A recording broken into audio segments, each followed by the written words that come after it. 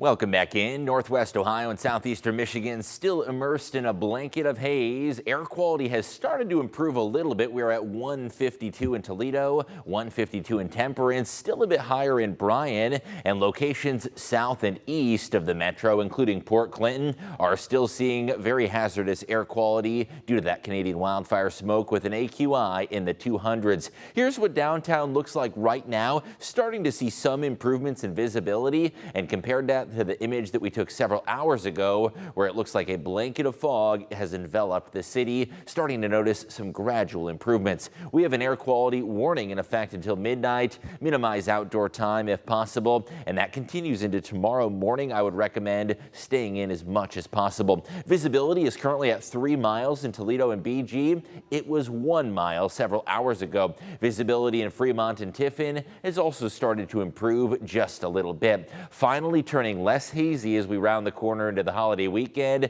The air quality forecast for Friday is down to 50 to 80, just a fraction of what it is now. We'll start to notice cleaner air by Friday. Perfect timing for the holiday weekend. Overall, it's still going to be higher than it should be. We'll call it fair air quality, but by Monday and Tuesday for outdoor picnics and parades and fireworks, good air quality for Independence Day. Good news for those holiday plans. You'll still see a bit of haze on the horizon tonight, and our next chance for showers and storms, that could return as early as tomorrow morning, mainly south of Toledo, however. Toledo should stay dry, but there is the chance for a complex of thunderstorms that may just barely clip our westernmost counties. Locations like Putnam County could see a brief morning shower. However, the bulk of that activity is going to remain well out of sight towards Van Wert and Lima. We do have some unsettled weather continuing through the weekend. It'll bring us periodic rain and storm chances. It's not going to be a washout, but the best chance for soaking rain, that is going to come Saturday night as an active storm track develops.